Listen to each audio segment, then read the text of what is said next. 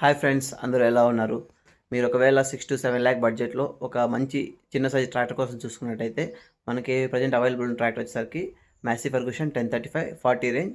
So, ఇప్పుడు మనకి normal 1035కి 40 range 1035కి difference ఏమనేది మీరు చూద్దాం. మనకి ఇందులో మేజర్‌గా 4 డిఫరెన్సెస్ అయితే ఉంటాయి. ఒకటొచ్చేసరికి ఇంజిన్ అనేది 40 హెచ్‌పి, ఇంకోటి టైర్ సైజు, ఇంకోటి పవర్ స్టీరింగ్ అండ్ ఇంకోటి ఆయిల్ బ్రేక్స్ అనమాట. అవే చూపిస్తాను మీకిప్పుడు. మనకి ఫస్ట్ డిఫరెన్స్ చూసుకున్నట్టయితే మనకిది 40 హెచ్‌పి ఇంజిన్‌తో అయితే వస్తుంది. ఇంకోటి చూసుకున్నట్టయితే మనకిది డ్యూయల్ యాక్టింగ్ పవర్ స్టీరింగ్‌తో అయితే ప్రొవైడ్ చేశారు. చూడొచ్చు మీరు. 2 సైడ్ అనేది యాక్టింగ్ అవుతుంది.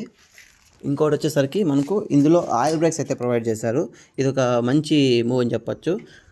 మీరు చూడొచ్చు ఇక్కడ ఆయిల్ బ్రేక్స్ అయితే ఆయిల్ ఇమ్మర్స్డ్ బ్రేక్ అయితే వస్తున్నాయి ఇక్కడ. ఇంకోటి చూసుకున్నట్టయితే మనకు ఇది 13 సైజ్ టైర్‌తో అయితే వస్తుంది. అండ్ నార్మల్ 1035 అనేది మనకు 12 సైజ్ టైర్‌తో మాత్రమే వస్తుంది. మనకి ఇందులో కూడా పవర్ స్టీరింగ్ అనేది మ్యాండేటరీ ఏం లేదు. మనకి ఇందులో 2 టైప్స్ అయితే వస్తుంది. Normal steering and power steering వస్తుంది. ప్రజెంట్ మేమైతే పవర్ స్టీరింగ్ అయితే తీసుకున్నాం. మీకు కావాలంటే ఒకవేళ నార్మల్ స్టీరింగ్ అయినా తీసుకోవచ్చు. అలాగే ఈ బండి గురించి అయితే ఫుల్ వీడియో కూడా తీద్దామని ప్లాన్ చేస్తున్నాను. ఫుల్ వీడియోలో మీకు రోటావేటర్ పర్ఫార్మెన్స్ ఎలా ఉంది, కల్టివేటర్ పర్ఫార్మెన్స్ ఎలా ఉంది, బెడ్ మేక్ ఎలా ఉంది అది మొత్తం మీకు అయితే క్లియర్గా చూపిస్తాను ఒకవేళ చేస్తే. అలాగే మీరు ఏ ట్రాక్టర్ యూజ్ చేస్తున్నారు ఒకసారి కామెంట్ చేయండి. అలాగే ఎవరైనా ఈ ట్రాక్టర్ యూజ్ చేస్తుంటే మీ ఎక్స్పీరియన్స్ ఎలా ఉందో ఒకసారి కామెంట్లో అయితే షేర్ చేయండి. ఓకే ఫ్రెండ్స్, వీడియో నచ్చితే లైక్ చేయండి, షేర్ చేయండి, సబ్స్క్రైబ్ చేసుకోండి, సపోర్ట్ చేయండి. ఇంకా ఇలాంటి మరిన్ని వీడియోస్ అయితే మీ ముందుకు వస్తాయి. Okay friends, thanks for watching.